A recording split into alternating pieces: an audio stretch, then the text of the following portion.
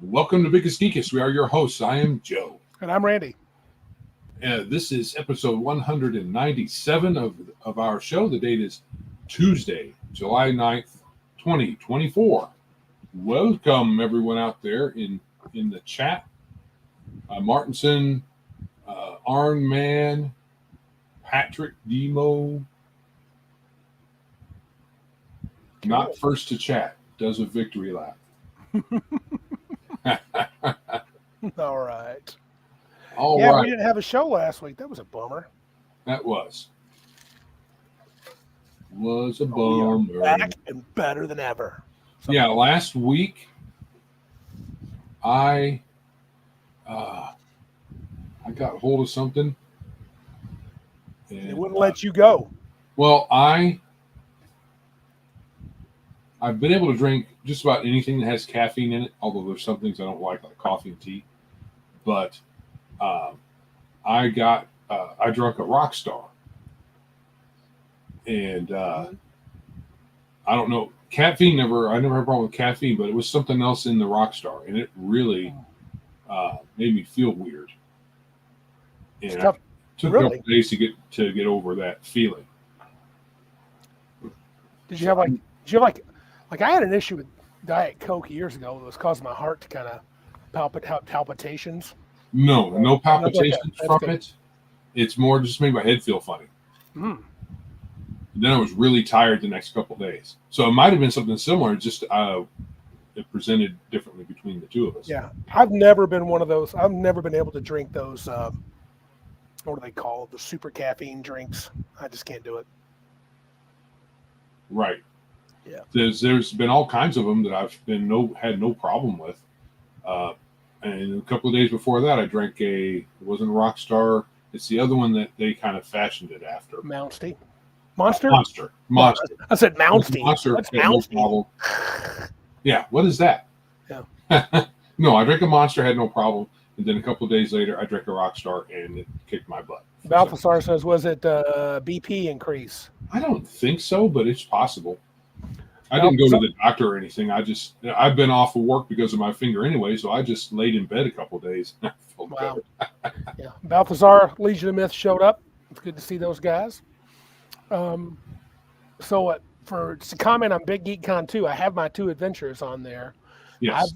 I've toyed with switching one out because I had such a good time last night. We'll talk about that in a second. But yeah, I'm running a game on Friday and one on Saturday. The first one's going to be Escape from the Flesh Catacombs using Dungeons and Delvers, first edition. And the second one is going to be Revenge of the Witch. Last year was something about Witch Mountain. And it's an all ages adventure, more for the young kids. I'm going to give them preferential seating and stuff. So yeah, we really like to make sure that people are welcome to bring their kids, although we do ask you to keep an eye on them and don't let them run around and cause problems. Mm-hmm. I mean, we like kids. Mm-hmm. We do. We like to see them have fun. Yeah. But we also like them to go home with their parents. 100%. Yes. I'm the grandpa age, so I like to get them for a while, get them all jazzed up on like candy and soda, and then push them off to the parents. Here you go. Here's the wild child back. Mm. You're welcome. Cool, grandpa. See you. So I'm trying to remember last week in the game and our gaming thing. We didn't play last week, did we? We played last night. We played last night, dude. Was it last Friday, the Friday before that we did we made characters? Yes. Okay. We made characters for that. The Savage Worlds fantasy game. Last night we got them in there. I snuck this into my campaign setting by Ryan David of Nerd RPG. He did sneak it in. Yep. Joe didn't recognize it when I said you said Greenhaven at least a couple times. I did. I was seeing if you'd recognize. Like, oh, Greenhaven. That sounds familiar, but I don't better recognize, son. He did. Yeah. Sorry about that, Ryan. That's all right. He don't care. I'm owed. It was fun. We had a good time. It was only 3 players, which I had a heck of a time. You, your wife, and Larry. So Mr. Elliott, he I don't see him today, but he said he probably wouldn't be able to listen. Yeah, because he's bad internet where he's at. Yeah, so we had a good time. Plus, he's with family, so when you're visiting family, you probably should visit them and not us. Yes, I mean, we prefer us to your family, of course. Yeah. But so we did a short thing on the Friday before. Mm-hmm. Full blown game last night, which was really fun. Mm-hmm. Realizing how less resilient we are when me and the wife were like, this is late. We don't like this. Dude, I'm telling you. I'm playing this Saturday. Our buddy Jason's going to be running us a one-shot of Fallout. We got 4 or 5 people. My Minders campaign got kind of blown up because of, summertime fun. And we're going to do a one-shot. And we got some folks coming over. And we're starting at 10 in the morning. That's what I would prefer. Yeah. I would love 10 a.m. And I may start running it back on the weekends on Saturday, but right now I'm off during the week, so I'll get people when I can get them. And I enjoyed the 3 people. I would have liked to have had 4, but honestly, 3 was pretty cool. It was quick moving, excitement. So I think could be a bit of a limiter depending on your style of play, on what different things you can do. Yep.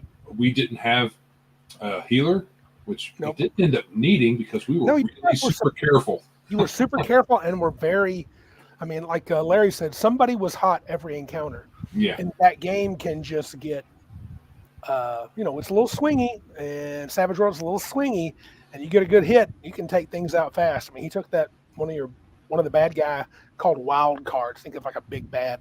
Though in this case, it was a little bad, and he just whacked him right out of one shot. Was it? Yeah. So, but it was cool. I love the end of it where you were trying to decide if the person that sent you on the quest was good or bad. See, I was correct.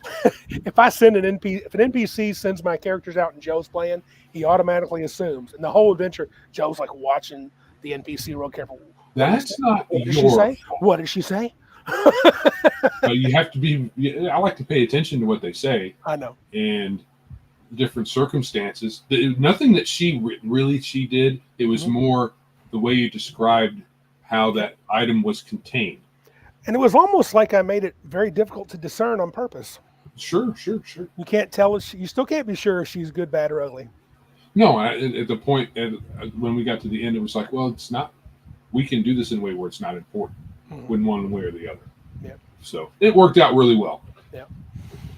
All right. Was our last week and a half. So shall we bring our guest on? Yes, we have as a guest tonight, Shadow and Sun. I will bring him on. He's going to talk about a short story that he's published, which I failed to get any real details out of him concerning. But you're going to ask him some questions. I'm going to grill him. Grill him. Put the fire to his feet. Put his feet to the fire. Yeah, baby. You have a spotlight or a floodlight you can shine in his face. It won't work on the internet, unfortunately. Hey, Shadow and Sun. Shadow. Howdy, folks. It's just Shadow. The sun is my son is actually in Mexico as we speak. Well, that's nice. Enjoying summer vacation. He's been cool. Should be easy for him to get back and forth, right? Oh, he can just pose as a Mexican. Be easy. Well, he's technically got dual citizenship, so he's got that. He had a really good year this year in school. He made captain in JROTC, second year of high school, straight A's. He's making his own video project called The Fourth Agenda on YouTube. It's animated with some people. It's got some famous people you may recognize.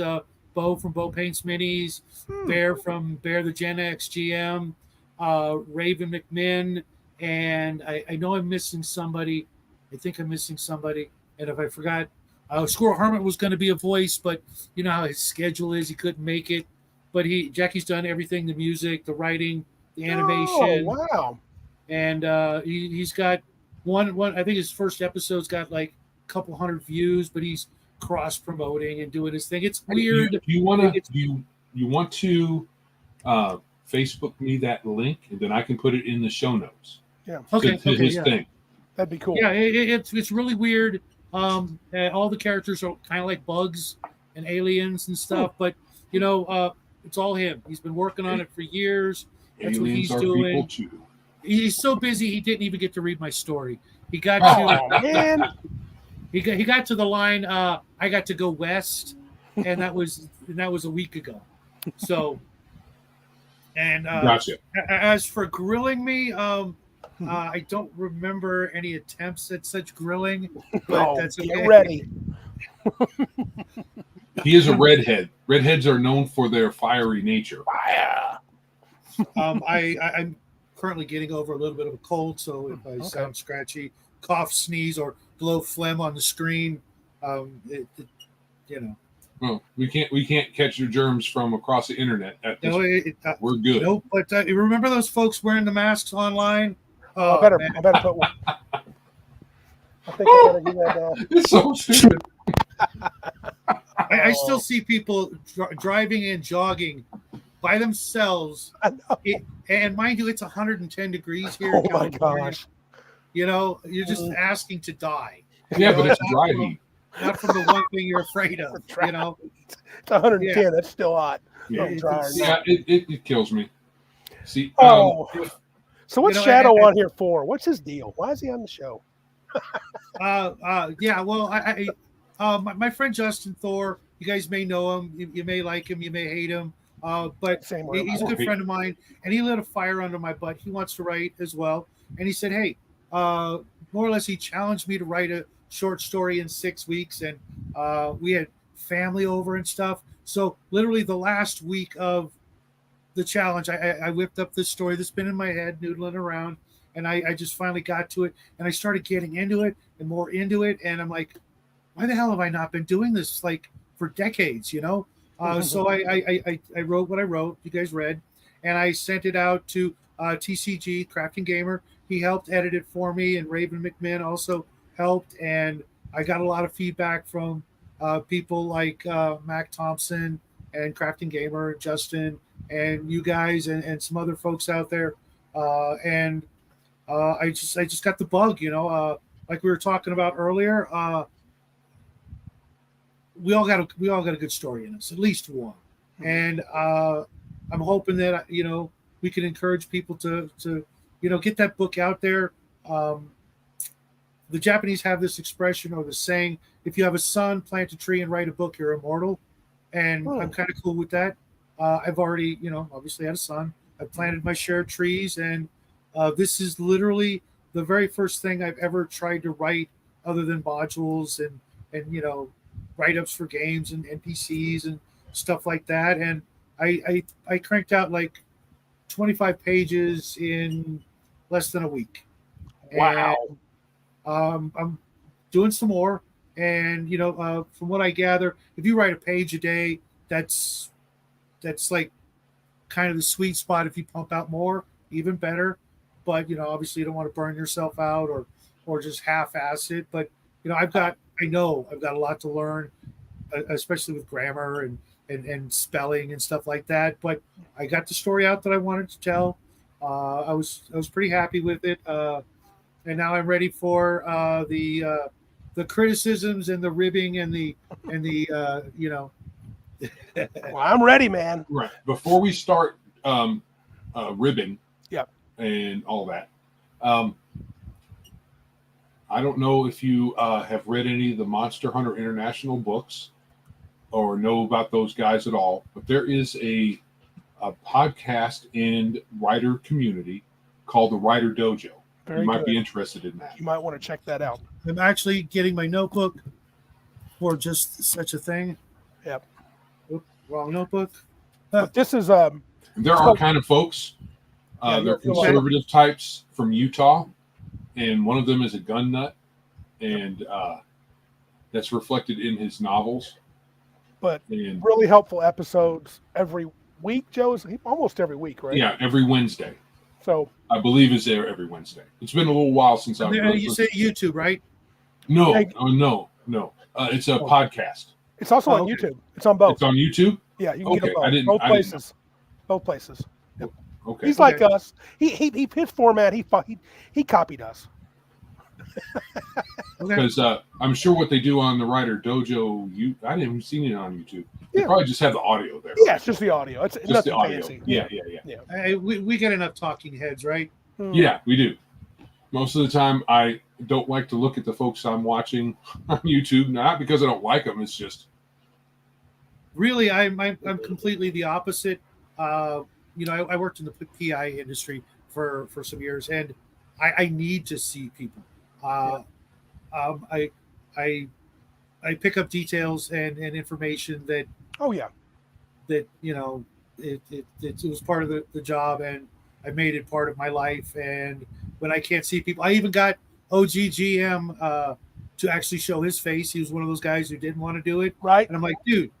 Oh, it must have been a while back because he's had. I mean, not every time he had a YouTube video, but a lot of times he did. Pretty undercover. He did an Arduin unboxing. He and I both got the new Kickstarter that just came out. Nice. Shameless plug for Emperor's Choice and Arduin. They've got a map Kickstarter with all the old maps, and he couldn't do it any other way. So he showed his face, and I'm like, dude, you're not, all, weird looking, you're a friend of mine, and you got like almost 2,000 subscribers, And even if you're weird looking, we're a hobby. We're pretty accepting. Come on in, dude. I'm weird looking. It's all right. Who cares? He can be on our show if he is weird looking. This Showdown on Sundown is the name of the short story.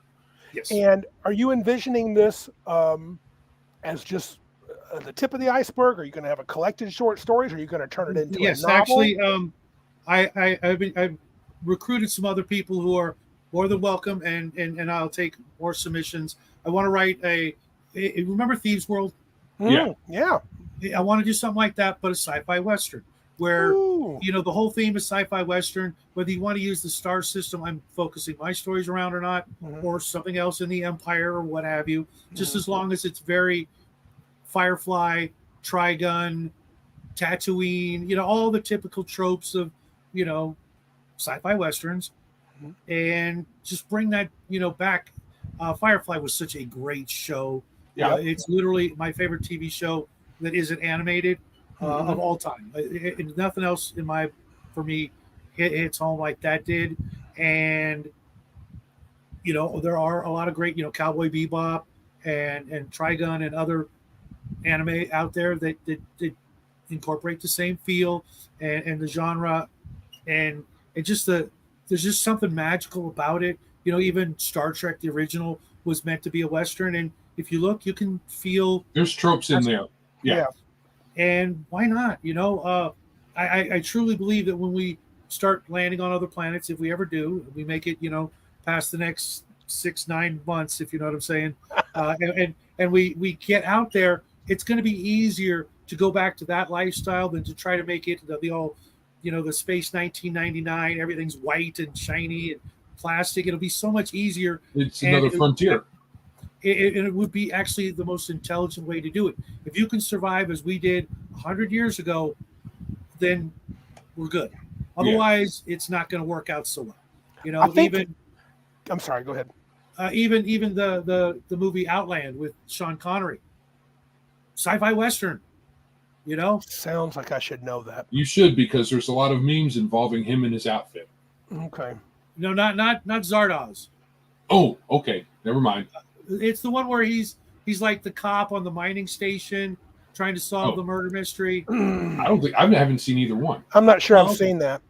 Okay, well, it's a classic. I've only seen it once. It was a long time ago, and I've never seen Zardoz. The outfit alone scares the heck out of me. Yeah. You would think after having watched The Watchmen a couple hundred times, that's my favorite movie of all time, that I'd be okay with that, but it's Sean Connery, for Christ's sake. The Naked Guy's animated, though. I'm going to show the cover, if you don't mind, which kind of says it all. As a matter of fact, TCG drew that. Yeah, it looks nice. If you can see this, I don't know if you can see, it's kind of glare. I'm kind of on my iPad, but it's got a spaceship, a cowboy on like a land speeder type motorcycle thing. Yeah, it's pretty. I thought it was very evocative, and it nailed the short story. I mean, it's a good.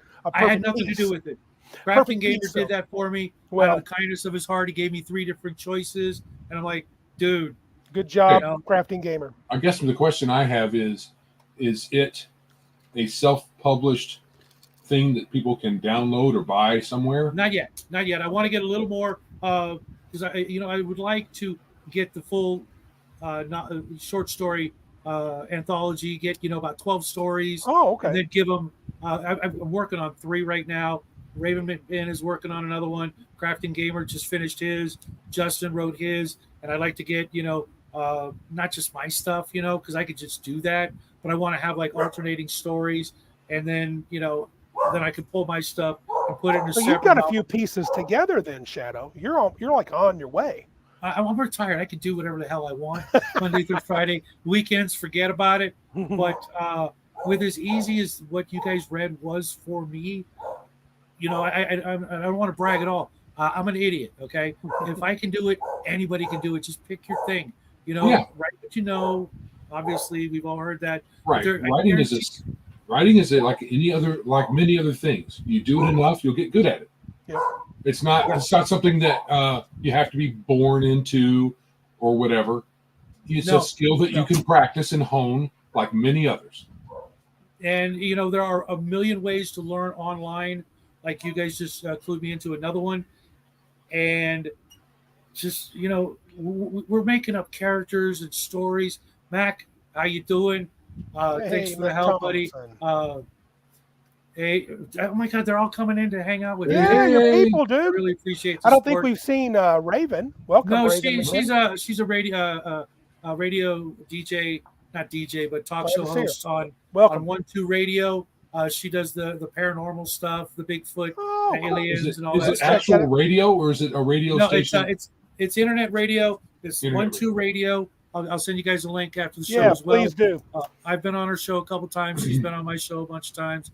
She's a stellar human being. Excellent. But be prepared for the wooest of the woo, I guess. Okay.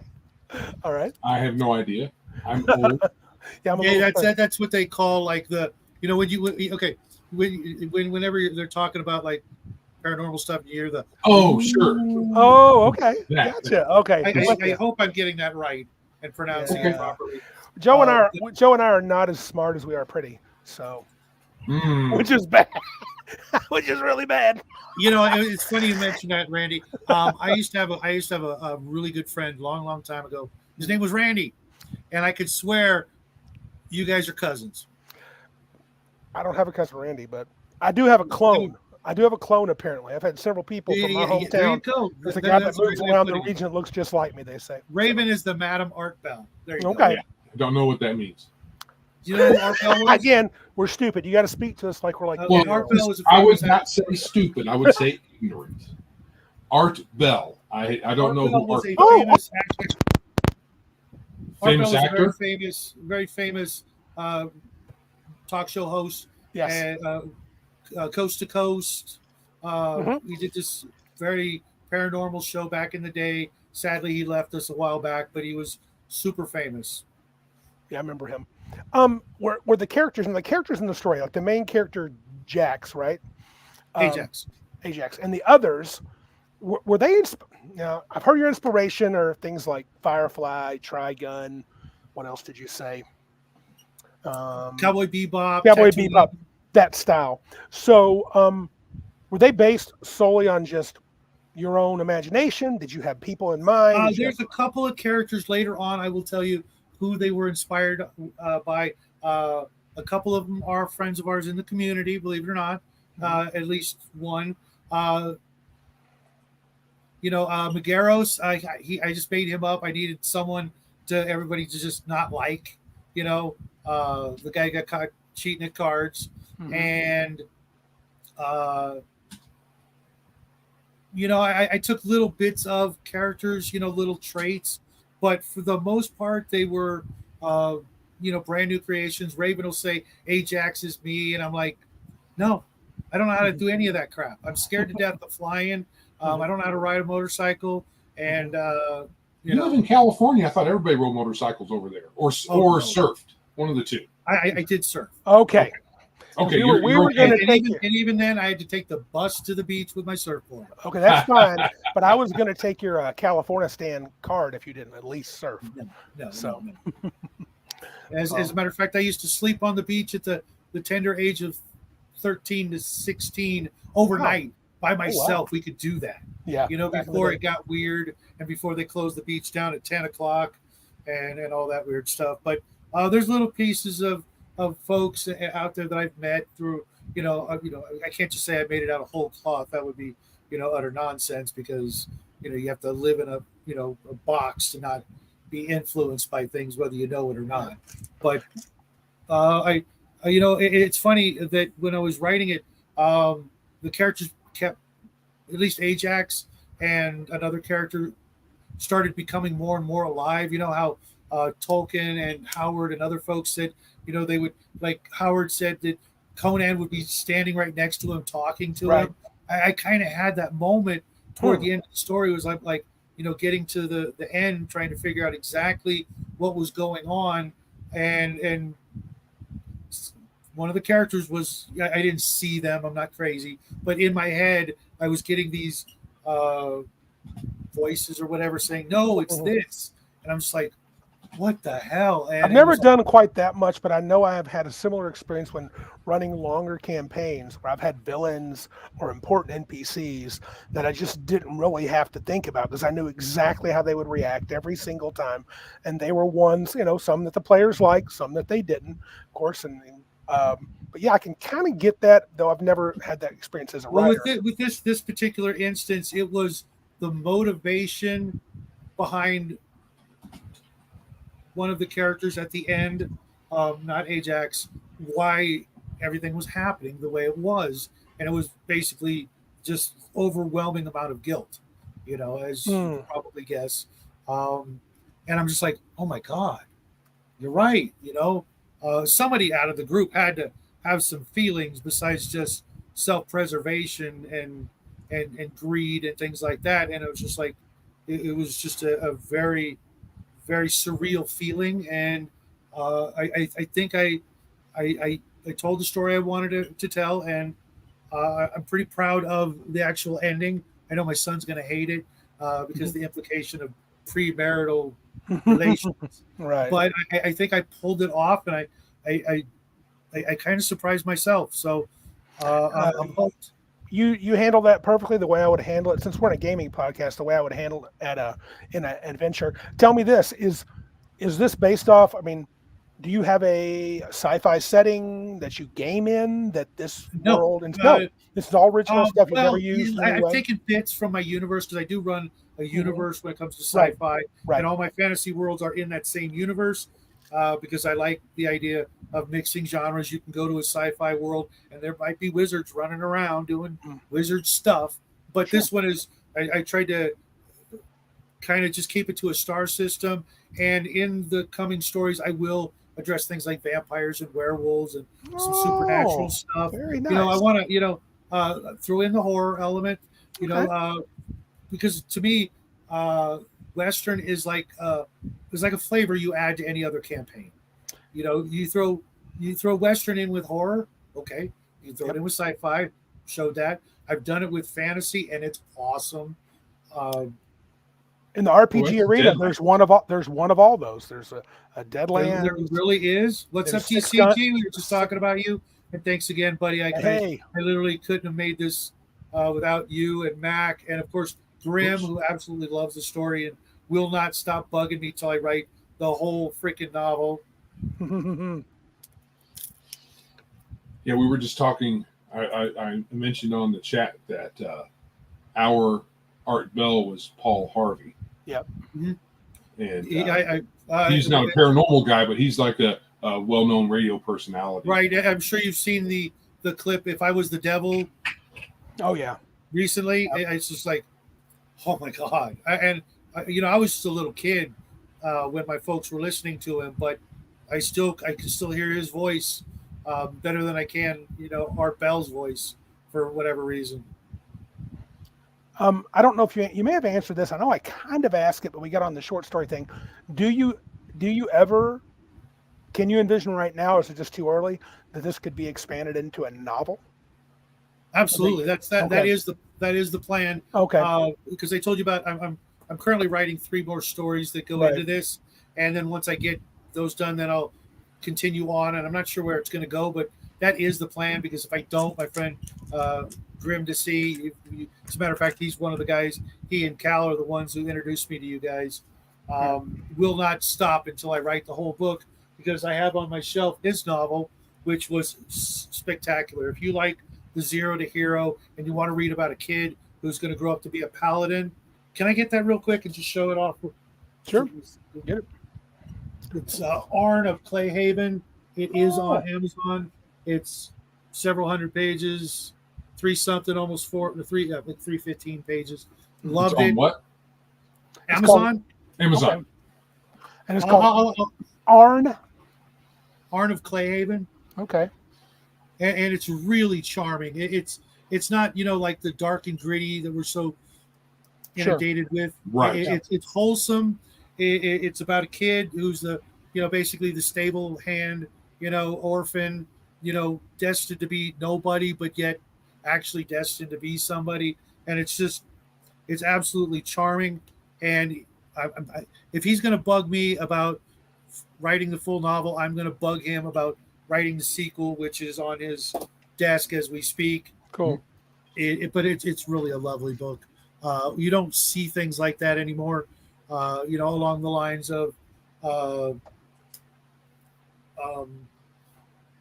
why is it skipping my mind? The Dying Earth. Oh yeah, Jack Vance. I recently read that. I almost cried when a certain character passes away. The girl who rescues the wizard. Yep. She expends her, every last, hit point to rescue this guy.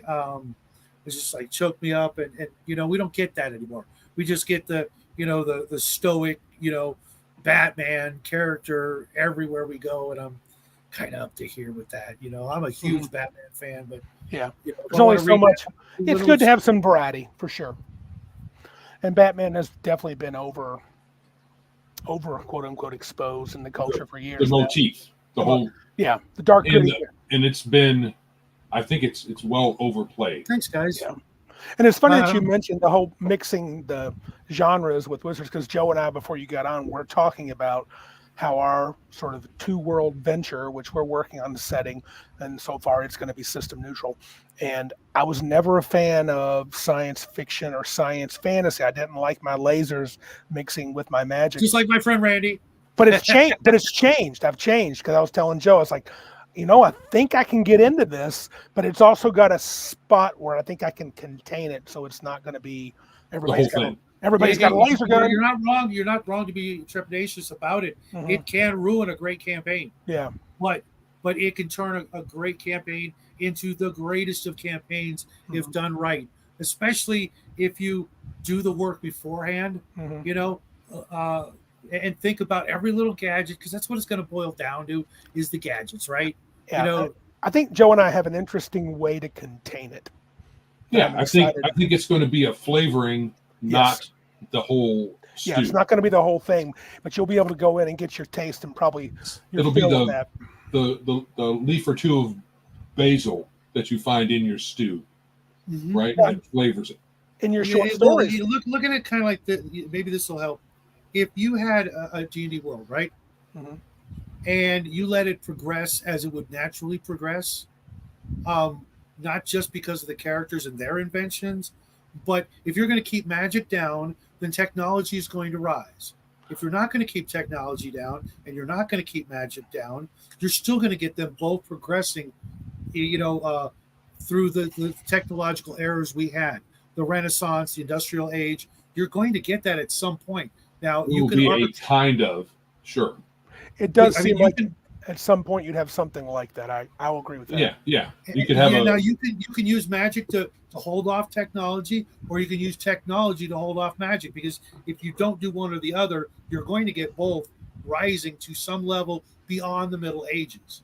And it also depends on how, like in a magic world, if the wizards are super secretive and only the elite can ever access magic, then other people probably in a long-term evolutionary view, their technology people would attempt to build technology to counterbalance the power of magic.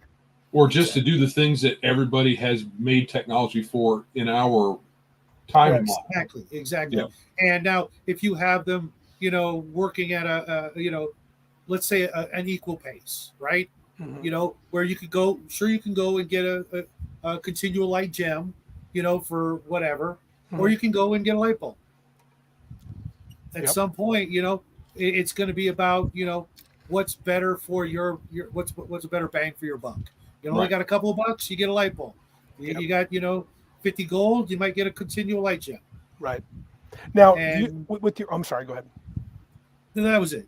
I was going to say, your short stories, do you envision them staying along the same vein as Showdown? It's on Sundown, in that it's going to be this Firefly, Cowboy Bebop type story, or do you imagine that you might, or someone might sneak in a little wizard with a staff and stuff like that? Oh, absolutely. Believe it or not, I'm working on a story with Raven, where they're going to be two Van Helsing type characters, a male and female, that are going to go do stuff and like hunt down the werewolves that are in the system, or the vampires, or that kind of thing.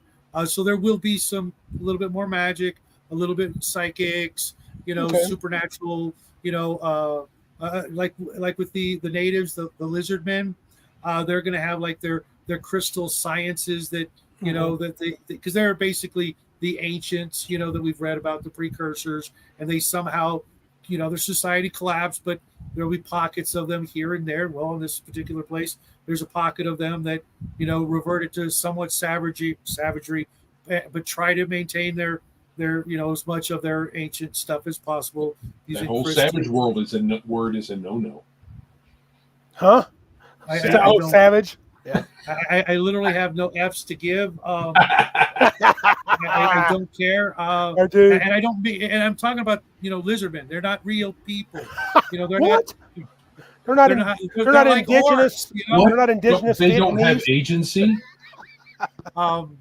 They they eat bugs and sand. Yeah. They're nothing real. You know what I mean? Right. And people are going to be the way people have always been. Even in the far future, you're going to have people that think things that aren't the way we think here on Earth. That's just, Oh, that's the way it should be.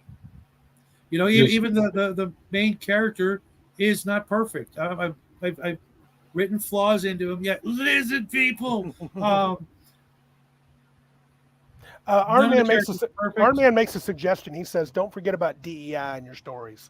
I can't even spell DEI, so it's going to be kind of hard to switch the letters around. I prefer DIE. It's more appropriate. Yes. There will be crap tons of that, and thanks, Arnman. It's good to see you. I think one of the things that, or the thing I enjoyed most about the story, is how you captured the voice of your main character. Yep, I agree. Because it was told from the main character's perspective. In his voice, and you got a clear view. You built a very clear picture of. I mean, I don't remember you give him a complete physical description, but never did. Just his discussion, you could build your own impression of what the guy looked like, how much of a cowboy he was, his mannerisms, and all that. And I thought that was really good. Thank you. That was actually my favorite part, was writing the dialogue, which. All my other writing, I've never done that. I've never written in somebody's voice, and even with the NPCs and things like that, I never tried doing that, and it was just so much fun. I want to actually credit H.P. Lovecraft for that the most, because I always enjoyed the way he would misspell words coming from the people that were talking, especially like the yokels, that kind of thing, to emphasize the way they spoke, not the words they were saying, but the phonetics of what they were saying. And it must have been a nightmare for TCG editing, because I would leave the G off of so many words of the ING, because it would be nothing, not nothing, because that's how we talk. I mean, a lot of us who don't actually have particular accents will still do that. We'll say nothing, because we don't need the G, It's a worthless letter. They even cut it off they even cut it off with my last name. I'm going to read a little piece if you don't mind. Not at all. Shadow. It's early on, and I like the last part of it. It says, "So that's when the filthy skeevers started blasting my way. They had taken cover behind an old runner, and firing like wasting bullets was their job." I love that phrase. Like wasting. My job is to just unload this stupid clip. That was so good, dude. Well done. That was a cool saying. I like that. So I just want to point that out. There's some nice little nuggets in there. So there's another challenging thing in there that I imagine anybody that does sci-fi has a particular kind of scene in there where you're trying to write out the last gasp of a person. And it's kind of difficult if that person also might be kind of a cyborg, right?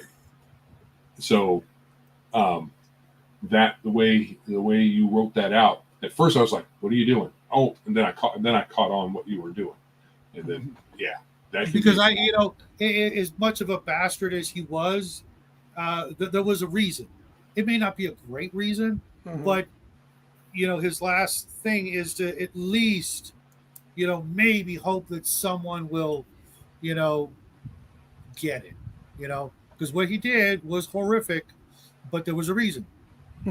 And hopefully that will culminate into something kind of like a little bit like the Firefly movie, where it all kind of culminates into okay, this is what was going on the whole time.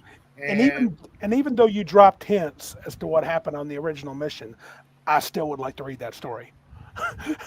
That's pretty cool. I thought you did a nice job of you dropped what happened to each one of the people, the ones that he knew about. It's an interesting thing, and there's a nugget there that makes you like, I'd like to know. Kind of like how in the Avengers where they keep talking about Hawkeye and Black Widow keep referring to Budapest, and you're like, man, that's what I thought the Black Widow movie would be about. You could find about Budapest. You always wonder what that was about, but there is a little nugget there that was kind of cool. And there are others that I will expand upon later, but I'm not at the end yet. When I was going through this first story, the end quickly. I knew most of it, but then there was that moment, like I said, where it's like, no, it's this, and I'm like, oh, now I know exactly what's going to happen, and it just flew off my fingertips onto the keyboard, and I'm just like, okay, I can put this baby to rest, at least for now, and then go on to the next things. Mind you, it took like 5 or 6 edits from crafting and other folks to get it all down, plus myself trying to fix as much of it as I could, and I still miss stuff. Editing is hard, and I'll say that I caught some things in there that I think editing could have, I always catch things. There was one major thing on the front page. The planet's actually, I think, Cairn 5, not Cairn 9, because there's 9 planets in the system, and I fixed that later. But then I was like, oh crap, it's too late. Already sent it out. Oh well, and that's something a reader would be able to catch, because if they don't know that the planet is supposed to be one thing and you've called it something else, unless you've referred to it before, and the second reference is different from the first. Yeah. I don't recall that being the case, though. But maybe it was just a little thing, and I realized that it was just my eyes being tired, seeing a 5 as a 9 kind of thing. Yeah. And it'll get fixed. I'm sure there'll be a few more little tweaks, but I got a lot of help from people. Like I said, Mac and Crafting, and Justin and Raven, and Grim. They all gave me ideas, because if I would have just said, oh, it's perfect first draft, you would have got about 15 pages. Yeah, first draft. You have to be.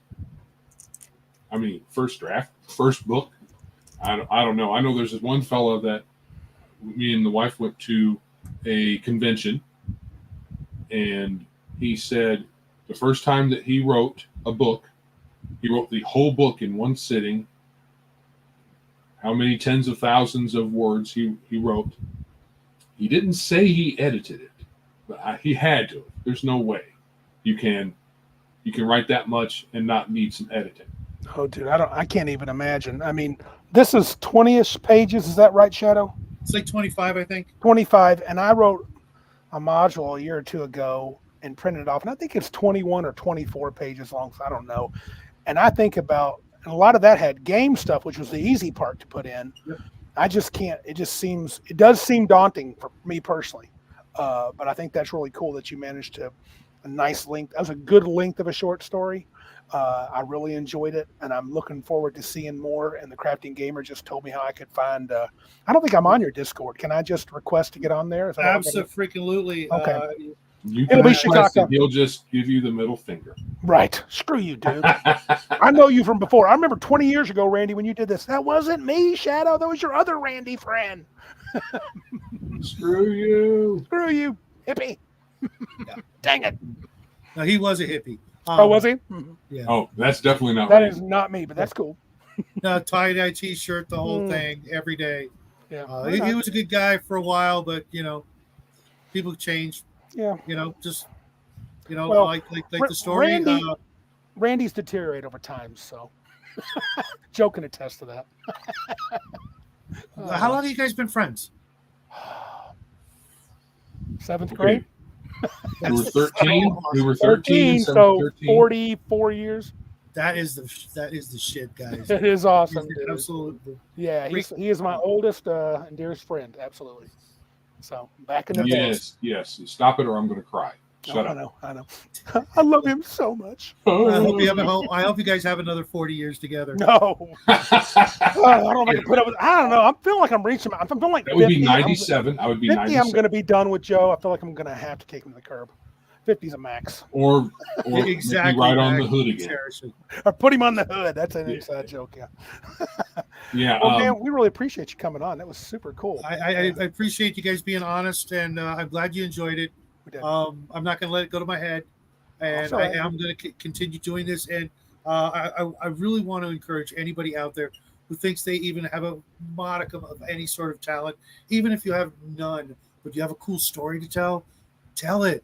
If you guys want to, write a sci-fi Western, send it over to me on Discord, and if it's good, I'll try to put it in when I get the book out there. I'm going to go through Biggest Geekus, hopefully, for the PDF. If you guys ever do print, let me know. Otherwise, I'll be probably going through Amazon or Lulu. You might find, so Lulu has had a recent price hike, and there are probably a few more hoops to jump through on the back end for me to be able to print on demand. Lulu. Oh, yeah, I know. I've seen that. So it might behoove you more to do a book like that, self-publish it through Amazon first, if you can. Probably resources. I don't know anything about self-publishing on Amazon, and we'll be happy to. If I keep it at $9.99 or less, then I get 70%.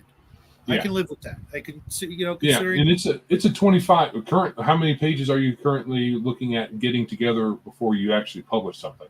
I could go as little as 125 and make it volumes, because like Razor Fist, I'm a huge fan of his, and I got his 2 short story novels that are part 1 and part 2, and they're about 125 pages. And I'm like, okay, if people are not jonesing, like, what, this is only 125 pages kind of attitude, then I'll just go volume 1, volume 2, volume 3, whatever it takes, so that people can take it or leave it as cheap as possible. Books are crazy priced these days, and I don't like that. I like books. I really like the idea of having the physical book and not needing anything but a candle to read by. Of course, my readers. But other than that, I know like a lot of people do PDFs and like them. I like writing. I don't want to write it out with pen. Trust me, I can't read my chicken scratches. So, making it on the computer and then people just wanting to read it on the computer, cool. You can enlarge the pages and all that stuff, and not feel like a geezer because you spent like this on the screen instead of, readers on, because, I know there's people out there, whatever. But yeah, guys, get out there and write something.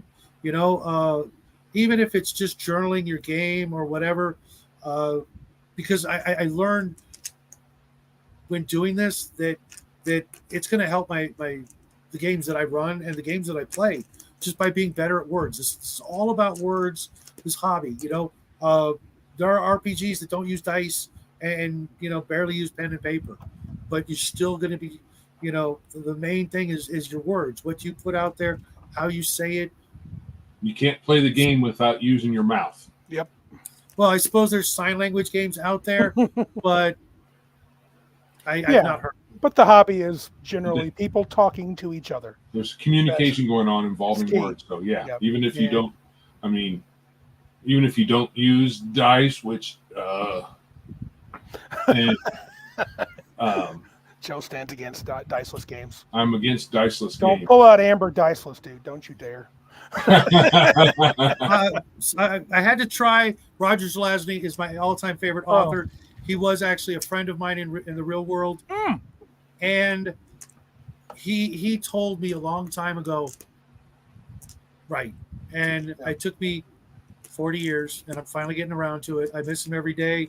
And I will say this, the Amber role-playing game, if you love Amber, it is one of the best systems ever made. Oh, I don't think Joe believes you. When it comes to role-playing, that 4D thing, it is that. Okay? Everything is it's not about numbers and mechanics because they're built with words, not numbers. I created a character for Amber in college. Was excited to try it, and then the guy got busy that was DMing it. We never got it off not one session. It really is. I mean, it's literally about, when you do the sword fight, you're going to tell the GM, what you do. You're going to do it all. You're going to you're going to vocalize it all, not just say I swing. You're going to throw more and more and more role playing into the role playing game, and less about the numbers and leveling up, because there's none of that. And it's a lot of fun, but it's a lot of backstabbing. So if you're into all that, if you're not Amber family, been there, done that. Don't want to do it again anymore. I like being cooperative. Right on. I do too. Speaking of being cooperative, I got to go cooperative. Bloodworth's Castles and Crusades game. They need their fighter. That'd be me, the human meat shield. Right on. And, thanks, guys. Let's do this again. Absolutely. Maybe about something else. Sure. Get you like we did last time. The very first. We can talk. We talked about evil campaigns, so we need to get you on a different topic. I agree. We'll have Shadow on here. Hopefully, we'll definitely soon. I've been like fighting myself with one. What do you think about talking about the castle building system in the Dungeon Master's Guide? Those rules about building and how easy it is, and how so many people think it's like rocket science, trying to implement all of that into a game when your characters finally get to be like ninth level lord or the wizard or the master thief. Nobody wants to do it. Nobody wants to play it. All the games stop and peter to an end before you can ever do the domain play, or even just build a castle and freaking retire, or be that wizard. I had my first character was literally a ranger, and I wanted so bad to just go somewhere and build a freaking tower, just to be able to store my stuff. And it was just like, no. Yeah, it's a few tables, right? It's just a few tables and a few decisions to make. Yep. If your character has enough gold, and has made and hire the people, blah blah blah. And I know it's work. Oh my gosh, this game is so I would hard, like right? that. I need to read my DMG again anyway. Maybe I'll dig into that part, and we'll do that very thing. I wrote that down. So castle building with Shadow. I'd love to do it. Yeah, anything worth doing is maybe a little difficult, right? So if there's some effort involved, it's probably worth your time. Guys, because I've done it. It's an absolute joy for the players. Last thing, because players like to leave the game like feeling a sense of accomplishment. And there's nothing like saying I built a house. Yes. Mm-hmm. That's a big accomplishment. Yeah. I mean, all the magic items in the world don't mean squat when you've got off on the hill, that's home. Mhm. You know what I mean? Now, you have a You couple can of look at- YouTube shows, right? You want to shout them out before you leave, the date and time and things like that? Okay, let's see. I do my stuff. Everybody knows where I'm at. Mhm. But Crafting Gamer, RPG Grandma, OGGM, obviously the Artwood Kickstarter. If you like maps, like Ooh, I like maps. massive map. This map's got 1,300 different locations. Mm. And just between you and me, 10 Cars Taverns on it. Mm-hmm. But Oh, there's really? also- yes. Cool. Not only that, though, there's a little mountain range named after a father and son duo. Oh, So, nice. dude, immortality, man. I'm just telling you. That's still purchasable. I can still get that from the Arduin guys. Yeah, it's Okay. Emperor's Choice Arduin Emperor's Choice. All right. Kickstarter, and it's a wonderful world that you can use however you want because there's no system to it. Okay. But I mean, there kind of is old school. We're working on the new game that'll come out next year, and it's not your typical D&D clone. Even though it was the first, it literally was the first supplement unauthorized to Dungeons and Dragons White Box set. It's got a long history, and if you'd like to learn more, let me know, and I'll get George and Dave maybe come on your show and educate you on the oldest of D&D, not D&D products. Okay. That Sounds goes good. back well over 40 years. Dave was a Vietnam combat photographer. When he came back, he needed something to de-stress, and he picked up D&D. Very cool. Unfortunately, It's a good thing to do. He left us at the age of 42, and we've been, missing him ever since, and trying to, carry on the tradition of anything goes, Gonzo gaming. Hey, you happen to know the name of Tenkar's thing he's working on, Blades and something or other? I thought it was Continual Light. He did that with Swords and Wizardry Continual Light. Is he advancing that some way? Or maybe somebody else is doing it. Tinkar's got something going on. I forgot the name of it. Yeah, he does. If you want, instead of Swords and Sorcery, it's Blades and something else. I can't remember the name of it. You know what? I'll talk to him and hook him up with you guys as well. You guys should all be friends. Yeah. We all should be friends. We should all be great friends and have great games together. And at one time in this life, we got to have a meal together and a game together. Sounds good. Blades and Sorcery Light. That's what it's called.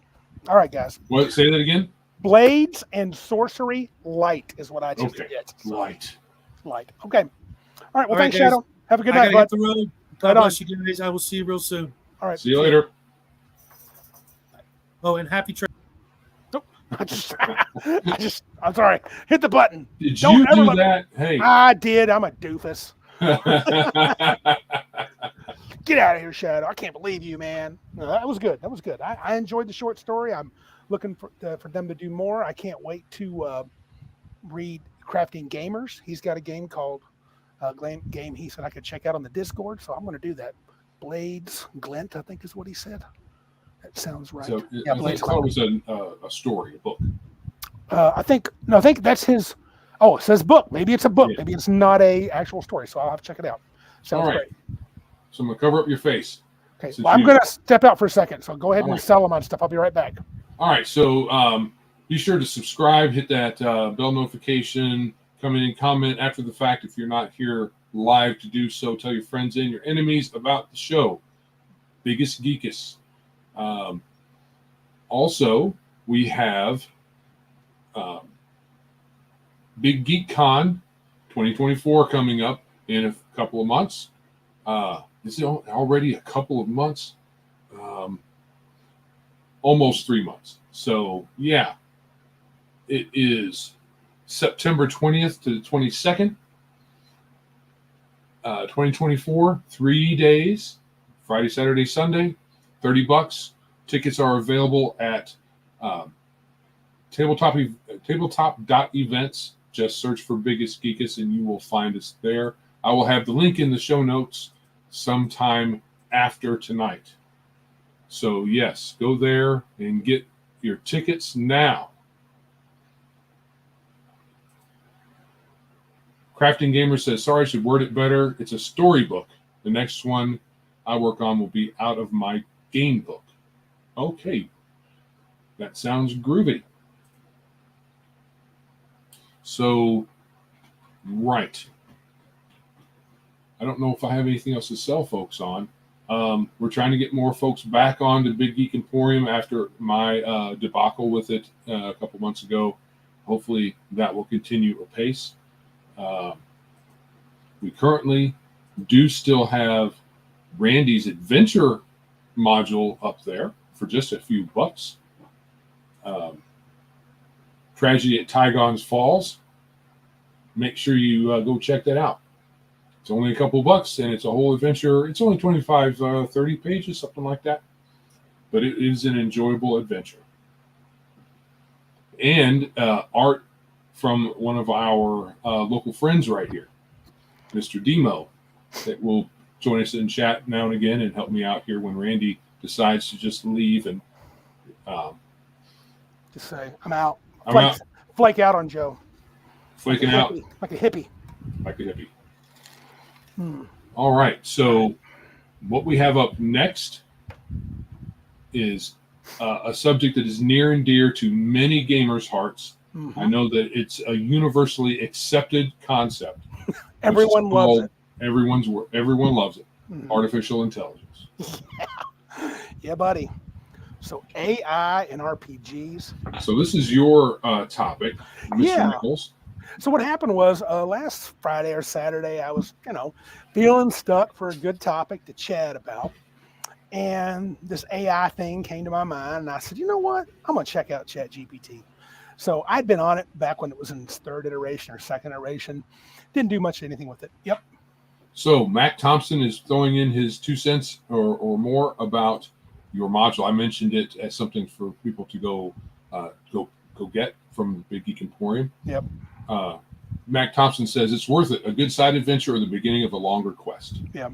It's meant to be the beginning of a longer quest. I have a trilogy in mind. Joe has pushed me to write it. I have really not done much with it. I hate it. I hate it because I really should have pushed harder last year. I should have had one this year at Big Geek Con 2, the sequel to it. I push it on, but hopefully that'll happen. But thank you, Mac. I appreciate it. Kind words. So anyway, on Saturday, what I was doing, or Friday, I was screwing around and I jumped on there and I said, give me 10 topics. On their meaning, since we kind of on ChatGPT 4.0, give me 10 topics worth discussing on an RPG podcast or some such thing. And boom. I said, give me 10 more. Boom. And 30% of them were trash. Things like, give characters treasure. And I was like, no. I was like, let characters choose things during session 0. No. Although the module or the adventure we ran yesterday, Randy actually did give us treasure of his own choosing. It wasn't just a welcome. Module. Yes. There was actually treasure in the adventure. Mm-hmm. I'm getting old. I'm getting weak in my old age and caving into player pressure. But and I was like, this is interesting. And then I said, I'm going to go. And one of the topics was AI and RPGs. And I've had kind of a middle of the road view of it because I really didn't dive into it. AI art's always kind of, I don't care if someone wants to have AI art, but I usually look at it and go, it's not my favorite. Right. And so then I thought, well, could AI inspire you to do things? Right. And then I generated adventure ideas. I even mentioned Savage Worlds, Fantasy Companion, 3 players. I need an adventure. Give me 10 of them. And so Balthasar brings up a good point that we didn't ask him about, which is, but did he mention the tax rate in the realm in which you are adventuring? No. Balthasar, don't tell him that. But, the idea that there are tax forms we might have to fill out is ludicrous. When they return to the city, they'll find that out. Right. In triplicate. But anyway, and I had them generate some ideas for an adventure. And I took one of them and I ran an adventure Monday night and just completely, the outlines for each one of the adventures, they were pretty long. I mean, let me just kind of call up one of these. I don't know if you can see it, but I'll do the one that I I don't think I can get it to show here. Let me try to present something. It didn't last time. It's having trouble when it's a file. It doesn't want to show anything. Share. Oh yeah, you have a Mac. They're so easy to use. But that's their simplicity of it all. But anyway, long story short, it's called the Enchanted Labyrinth. And so I used the idea of a labyrinth. There was a village called the Village of Greenshade, and I said, I'm not using Greenshade. I said, forget that crap. I'm using Greenhaven from Nerd Cognito. And so I supplanted that. And they go on and they talk about scene 1, the village. 2, the journey begins, entering the Whispering Forest. And then the Enchanted Labyrinth, navigating the labyrinth, heart of the labyrinth. It was like an 8 or 9 step outline with some suggestions and words, no stats, and then talked about other challenges and encounters. And I was like, I can take this and run with it. I can make it my own, which I did. I tore it to pieces. I took the idea of an enchanted grove. Well, actually, it's not even a grove, and there was a labyrinth. I used a labyrinth. I used a person's name, Alara, and I changed that a little bit completely. And then the rest of the story, that's all I took from that. But it was fairly inspirational. And I did a few more of the different ones. I was kind of pleased with the ideas that were spat out. So I would never use them whole cloth because they're way too generic. But I think that's the point. It just inspires you. And I was I think I'm a little enamored of AI.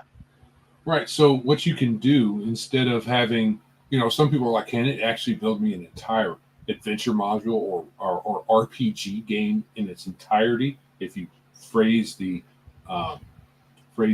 what is it called that you put? The prompt. The prompt. If you get your prompt completely great, I don't think so. However, it can, like I was telling you earlier, it can automate idea mining.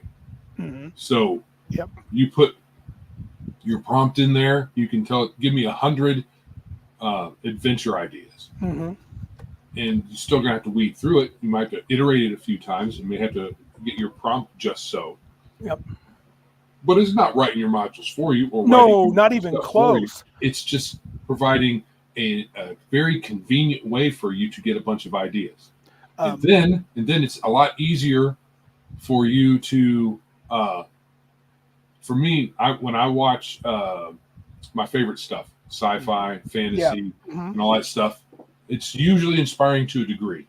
However, you have to be really creative in how you take an idea from a show that's not about an adventuring group going out and doing tasks of one sort or another. It's more about a character-driven story that's very narrowly focused. So you have to. It's not that it's hard, but it is a challenge to take those ideas and reformat them into our hobby. I used prompts like write for me an outline of an adventure for 3 PCs using Savage Worlds, Novice with 3 advances. I used all our lingo, and it spit them out very generically, no stats. Now, Max says this: all AI art I've asked for has just sucked terribly. So many things wrong. I kind of agree with most of it. I wish Ryan Dave was on here because he uses it, but he modifies it. So manipulates it and it helps a little. And Balthazar asked an interesting question. He says, or states it, doesn't AI build its lists from the work of other people that it compiles from a ginormous database? It stands on the shoulders of giants. Some people have told me that. Other people have said it just mines the internet and pieces things together. I would probably guess that you're sort of right, but I can tell you from the outline, I don't know how you would tell. Right. I mean, because the outlines for the adventures do not, and I own, Joe can tell you, I own boatloads of modules. We played D&D for 40 years. I'm not saying I'd recognize every adventure, but I would recognize some fairly even less than, world famous adventures. And I don't see anything like that, but I think there is something to be said for that, Balthazar. Sure. I see it as an idea source. That's it. Right. So AI has to have an input that it uses to output your prompt. And that input comes from the internet. So when you say a D&D module, I mean, most of them don't have all of their details just for everybody to see, but it may have the blurbs. It might have people talking about adventures. and whatnot, and it knows how to go and scrape ideas. Mm-hmm. And then it does it very rapidly, and then it presents stuff that you can take nuggets out of. And it's really just not a full-blown even encounter, though you might be able to get it to construct a skeleton of an encounter. And I know you can get it to write computer code, programming code. Yes, you can. Because a lot of that's standard anyway, so it's not that big of a deal. But something like this, it's super creative. So for it to be able to give you have a 30-page adventure that you can just use is it's a tall order. Yeah, I agree. And but like I said, it gave me a lot of ideas, and I really just stripped it way down. And stripped it down is not even right. I used like one part of the premise, an enchanted labyrinth, and then a name, and I switched the green shades into Greenhaven. But the adventure was all mine. Yeah, you can get the idea from having an enchanted labyrinth in your game from the movie Labyrinth that has an enchanted labyrinth, which this might have gotten its idea for an adventure, a fantasy adventure from. I mean, we often draw our inspiration for things that we do in games from movies and books. Yes. Right? I can tell you this much. If I wrote my adventure and published it, I have no fear that someone would come along and go, "You stole that." There is no freaking way. No way. It's mine. And our man says this, which I think is true. I haven't done it yet, but it sounds right. I've used AI to generate character portraits and to good effect. I learned to give some specific parameters, such as looks like young Don Knotts. I've heard prompts are the key. Good prompts are the key. But there's ways that you can put an AI program on your computer locally, and then you can what they call train it and feed it good. You have to have it uses a batch of, let's say, yeast to make a baking reference to start things off, and then you make your prompts to fine tune what it does. It just has some. It doesn't have a blank database. You have to. It comes with sourdough AI. That's right, Balthazar. It comes. You load in an amount of data that it then draws from, and then you train it to what you like the things to look like. You see all that? What's going on there? Yeah. I just went to ChatGPT. My question was create the mechanics for a tabletop RPG.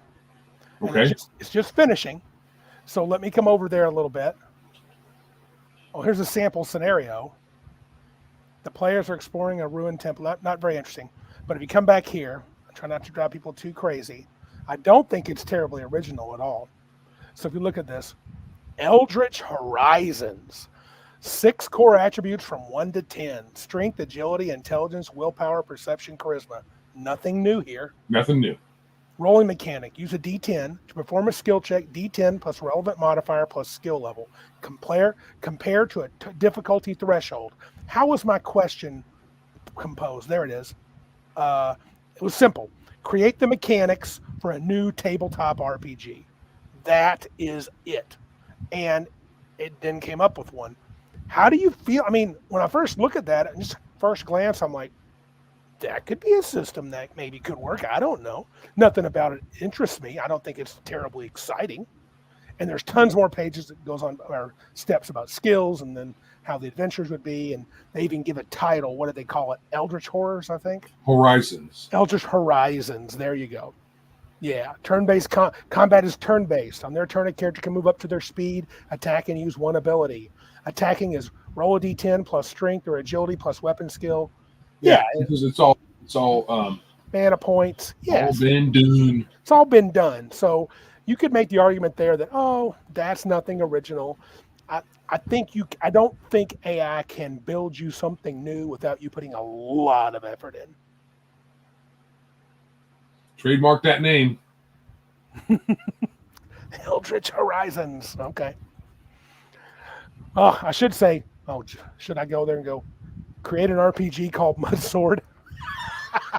Should I do that? I probably shouldn't. No, I better not. I don't want to know. I don't want to know. I'm probably you probably have links to somebody's OnlyFans. But yeah, so then I did another one. I did state 5 unique ideas for tabletop RPGs that could be taken to market and be considered original ideas. I'm not going to go through all of them, but I didn't see anything that I would call terribly original. Did you, Joe? No. I mean, I wasn't. But the thing is, there are various schools of thought on stories and original stories. Yeah. And some will say there are only 7 stories, and everything is a variation of it. There may be different numbers because it's different schools of thought. So I've heard anywhere from I 7 kind to of 30. agree with that. I do too. And so what? It doesn't have to be the skeleton of the story. Young man sets off for adventure. That's a story. I don't know how many people have told, but it's how you tell it and the different nuances that you put in. It's a unique spin from you. Yes. And your perspectives. It's not the idea of the story, the basic story itself. It's what spin you put on it that can make it unique.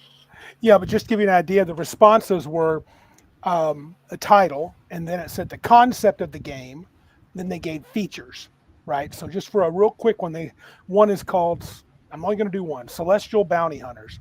This is one of my results from the prompt that said create a TTRPG that could be taken to market. Celestial Bounty Hunters. Players are bounty hunters in a universe where celestial bodies are alive and sentient. They travel between planes, moons, and asteroids, tracking down elusive celestial beings who have escaped their cosmic destinies. Each bounty hunt uncovers deep lore about the celestial realms and challenges players with ethical dilemmas about fate and free will. Features a diverse array of celestial beings as targets, each with unique abilities and personalities. Cosmic navigation mechanics with spaceships that travel through cosmic highways and dimensional rifts. Dynamic morality system that tracks the consequences of capturing or freeing celestial beings. That doesn't really interest me, but I could see some people liking that. Right. That's a very narrowly focused RPG. Yes, it is. However, the first time I read this, I was like, ethical dilemmas, yawn, dynamic morality. Do they mean flexible morality? Yeah. I mean, it was bad. Joe did something. Well, it's bad from my perspective, but not Joe's. Yeah. So it's all good. But you don't have to intentionally put ethical dilemmas in there. No. I don't know that Randy from last night's game. I don't know if you intended there to be some sort of ethical issue. I did not. In fact, you inspired. Yeah, you guys inspired me more than I thought. I thought there would be. They need to figure something out. And I wasn't sure, even when we got to the table, I made a notice that I think I'm going with this as to what was going on with the person who sends you on the adventure. Right, the quest giver. But once it ended the way, and Joe, I'll give him credit, dude. Joe completely caught every single hint. You were on fire. Everything you thought was in my mind too. And he nailed the idea, but it ended up making it a quandary. Was the quest giver good or evil? People made different arguments. You guys really, and you ended up not being able to, you said, we're not going to confront her about it. We have nothing to, Joe said, we really have nothing to stick her with. But no. You said the way you ended it, we'll say, we'll see if she proves to be good if she does this or proves to be bad if this happens. I mean, we could potentially kidnap her. Yes. And force her into a particular situation that you know about. Right. That would show whether or not she is the quest giver, whether that quest giver is not a good or a bad person. And Larry's character would be fine with that. Yeah. That was his idea. Let's get her and kill her. Why? Joe's like, why? We don't know. Yeah. But that cool. You know, that is often the refrain of the adventurer, of the role-playing gamer. Yes. Is how do you solve a problem? You kill it. Kill the problem. Kill it. Right. It's gone. It gives you experience points, probably some treasure, maybe something interesting in their pockets. So that's a typical thing to do. I thought the timing of that adventure was such, I think it would be a good con game. Yeah, it would. It would be perfect. And I could, if I have 4 or 5 characters, I could ratchet up the challenge rating. The players really had a good, I think it was partially your roles, but I also think I took it a little easy on you because the very first time we played that one shot, I thought, man, that adventure published by Pinnacle just was completely hard. It was a hard one. There were like 5 wild cards. And I think if we had actually played the last encounter out, I don't think you guys would have survived that one. Remember when you played the one with the hurricane at the end? Because there was like 3 or 4 wild cards. Depleted in we were not ready for that. There's no way. Here's the thing, though, and I'm going to say this: Savage Worlds, as written, even with Fantasy Companion, is not designed for D&D style play. You're not meant to. You're not with the way, or if you play that way, you have to expect character death almost every session. If there is always a monster you must kill to advance to the next location, and you can't get around the fight, or if you don't fight them, there may be some detriment if you don't overcome them in combat. Right. In D&D, if you never fight, technically you may never gain experience points. But right. I think Savage Worlds is definitely not like WotC D&D.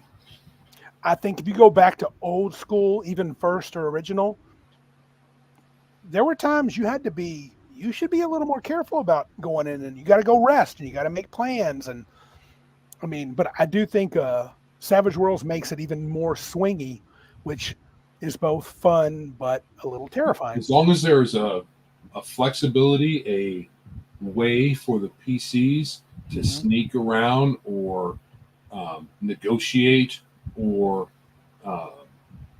get around the combat parts, especially when they're like our characters at the end, low on resources. If there was a way for us, and there might have been, we were also tired and it was late. So if we had time to explore more, backtrack a little bit, maybe find a way to get around that last encounter. But there's another piece to that. Was we had to find we had to find something, or else our characters would be lost.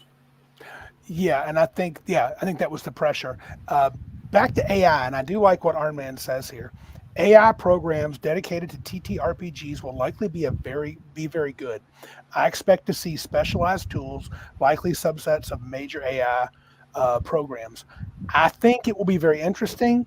I think they'll be popular. I'm worried at this point they would be very samey, because I saw some elements in the 5 adventures I generated for last night's game that I was like, there's a little sameness in here. Sure. But not completely. Well, there's going to be a little sameness in presentation, but one of your other ones are, I will say that the results were not necessarily for the State 5 unique ideas for tabletop RPGs. They weren't tabletop RPG ideas. Sure.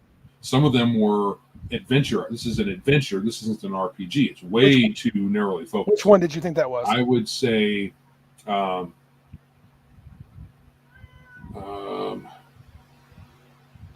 Cursed Carnival of Shadows. Is your whole RPG about the carnival? Right. And being at the carnival itself? That's what I was thinking too. Because you've had a couple of different adventures involving carnivals, and it's kind of a trope. Yes, it is a trope in our hobby. I did it a lot in Ravenloft. I do it when I want something to be strange and eerie. I do love the carnival rolls into town and some kind of mystery or thing happens because of it.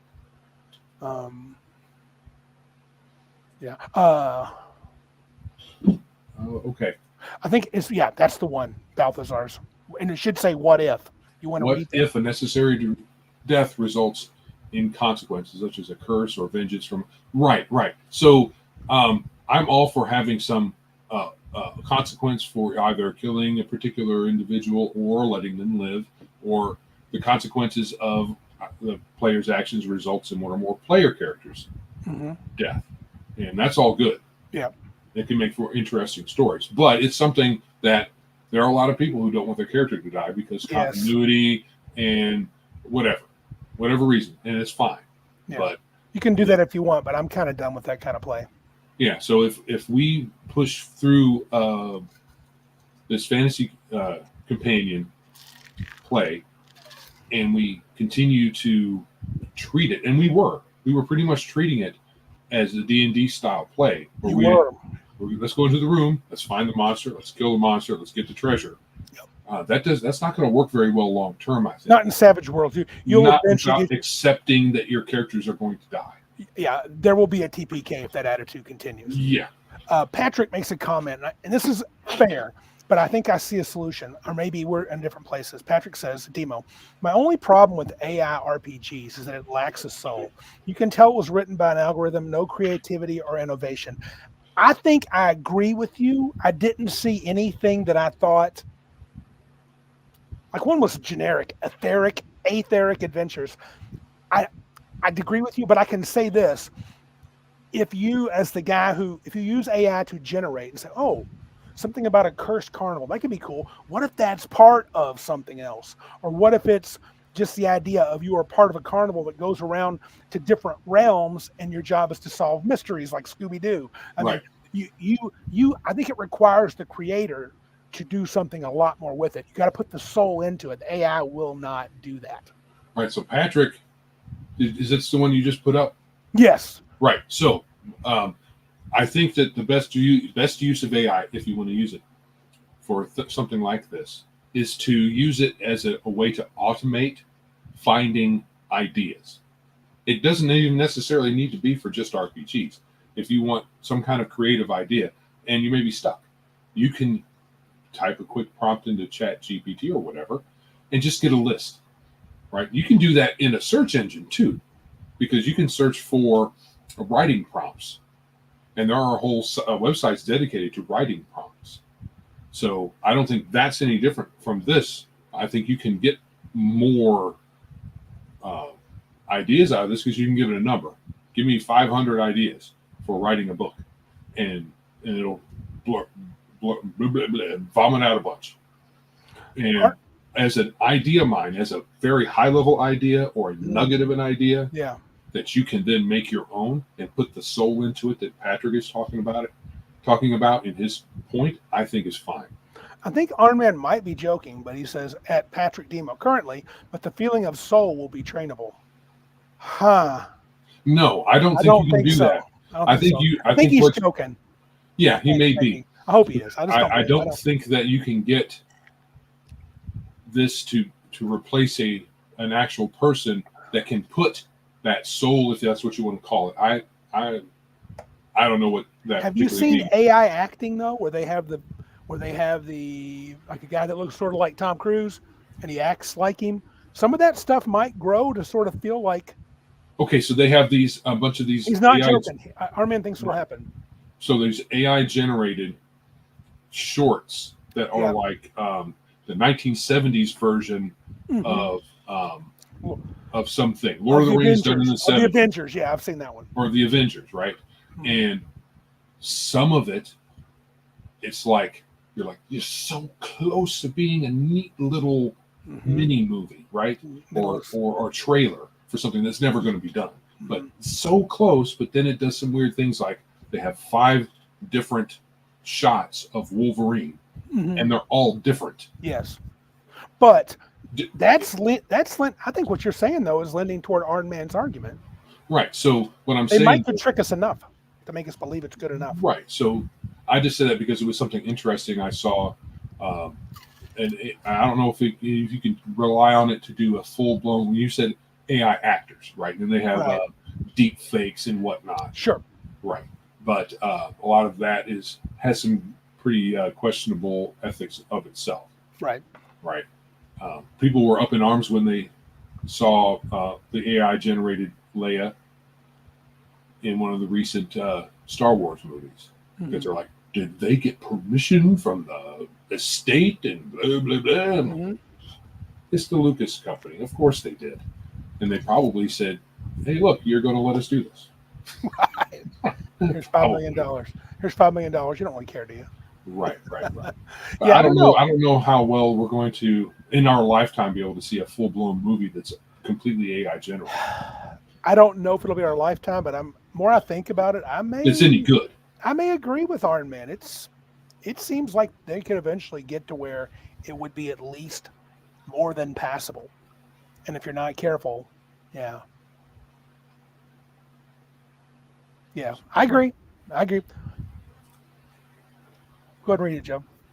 Right. Well, not everything that we dreamed about 40 years ago has come to fruition. Correct. No flying cars. However, we are looking at according to Arnman, we are looking at the current state of AI, not the future of AI. I think back to a room full of students saying computers would never be able to XYZ 40 years ago, it went way beyond XYZ. Sure, that thing did.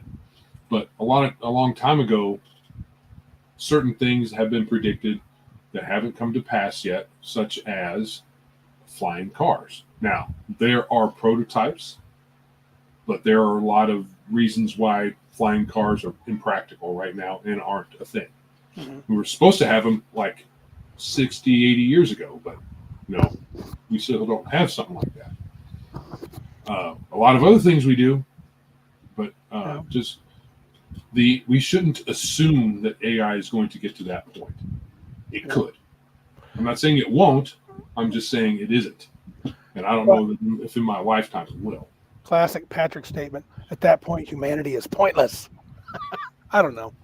I don't know about that. I don't think it'll get that far, Patrick. Don't give up. I think Ironman's got. I think it'll be a thing that will probably satisfy the masses, kind of like how 6th edition D&D is going to satisfy a large number of normies and people that are, okay with, stupid computerized versions of tabletop games and don't really want to have friends come over and hang out with them and just want to play fully online and not really interact. Right. So Armin also says it is said that the best AI is not noticed even today because it doesn't seem like what we think AI is. Okay, so I'm going to say he's probably correct, but it's because we call AI, we call it artificial intelligence, but it's not. Not truly. It's not a self-aware intelligence. Mm-mm. It's not even intelligence. It is an algorithm. Yes. But it doesn't, when they call it machine learning, it's usually people teaching, or what they're really doing is they're giving the program data to crunch. Mm-hmm. And they tell it, the people tell it, as in program it, how to crunch that data. So, and that's all of this AI is. It is very advanced algorithms, and it's not self-aware. So if you can turn on an AI, so this is an AI, and it crunches data and gives me some output, and just turn it on. It doesn't do anything. No. You could tell it to do things, but then it's your direction. It's not self-directed. I will say this much. I think there's danger. Hold on. Oh, sorry. Hold on. You're not done. So what our man is referring to, the AI that we don't realize is AI, is all of the hyper-advanced algorithms that suck in all the data that's out there about us as real people, and then make lots of easily digestible files about everybody, or everybody that's flagged because of a certain thing. Popularly, if I say certain words here on YouTube, I could get flagged, and it's in a file somewhere, and if someone wants to look for it, they might be able to find it. Or if it's certain words, or I do a certain thing, I go to a publicly held school board meeting, and I complain about some of the books that they're letting the kids, like grade school age kids, read in school. I complain about that. I can get on a list and call the terrorist. And call what? And call the terrorist. And all of that can be just done automatically through AI. I mean, it's basically just algorithms that scrape words and data and images and put them in files and flag them for someone else to look at. That's, I think, more what our man is talking about. Yeah. It's not even noticed because we don't see it. It's just done behind the scenes. Well, I think about a medium that I love, though, Joe, comic books. I feel like, especially with the blandness of a lot of modern comics and predictability of DC and Marvel, especially in the, Alphabet Mafia arena, I think they could easily mimic those stories because they don't come out with much original. Think about Star Wars, how Star Wars is doing just same old gobbledygook. Woman's the best thing, men suck, white men are the worst and villains. AI could generate that probably in the future pretty smoothly. Where you're like, well, I can't tell any difference between that and the Acolyte. I mean, what's the big deal? I mean, it's the same old crap, and people that like it will keep liking it. But then again, to be fair, nobody likes the Acolyte. Let's be honest. Nobody does. Not even the people that say that are the reviewers and say it's good. Dude, it's like 14% audience, which is shills. There's no way anybody likes the Acolyte. That's trash. Oh, you're talking about on Rotten Tomatoes? Mm-hmm. Yeah, but what about critics? Critics are 85%. It's bullcrap. Such a dead giveaway. It's one thing. No. These days, Rotten Tomatoes is not a rubric worth even looking at. If they say they hate the movie, I probably would love it. And if they love it, I'll probably hate it. That's the best way to use it. Yeah, because the critics on there are the cheerleaders. Mm-hmm. They're not even the the video files that will hugely critique something if the cinematography is off or the dialogue is off or anything like that. They're just like cheerleaders for everything that's coming out of Hollywood that isn't masculine. As a guy who's attempting to run a RPG company, do you think Patrick's concerns are valid? Do you think it's going to narrow the hobby even further to where there's not much room for real human creativity? Is that something you see? Oh, I think it's down the line. It's possible, but it's way down the line. I think it is too. So Patrick says, with enough of your recorded voice, an AI program can make you say anything, confess to crimes you never committed, and it will hold up in court. Might hold up in court because our justice system is retarded. Depends on the state. I know people have sought to reverse some of that stuff you're talking about. However, still, it's the AI program doesn't itself look at Joe Harden, record his voice, and make me confess to some crime online on a faked up video. A person is still involved in all of it. Correct. So that's why I'm talking about this AI is an algorithm that does all of this stuff directed by humans. And I'm sure you can track prompts. Right. If someone on your side was good enough, it's as good as they are, which you would need that, Patrick. Patrick's point, you would need somebody on your side, on your lawyer's team that says, hey, he just dove in and found out so-and-so originated, these prompts originated from this IP address. Which is connected to that. No. You don't need that. Yeah. No, a person that wants to do this can just do that on their own computer. You think? They can go scrape your audio and do all the AI work on their own computer. No, I'm talking about, could you hunt that person down that made that prompt? No. Really? Okay. No, nobody. I mean, if I went and chat GPT and did that, maybe. Okay. But you can do all the AI stuff on your own computer, disconnected from the internet. Oh, okay. Yeah. All right. I didn't know. What is Balthazar saying? He says AI can pattern predictable human decision-making skills, but there are deeper traits that make up a human that AI cannot take an innate pattern from in order to fit it to truly fly like the flying car. Correct, because it can't imitate. It's not self-directed. It doesn't come up with its own things to do. It's all stuff that a person tells it to do. So it's not something that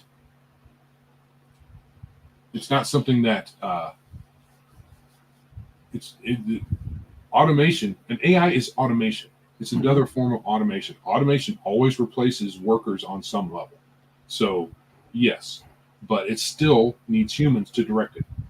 That's what Armin says. AI will replace humans that are a part of the labor machine that produces gaming products, but it is not much different than advances we've already lived through.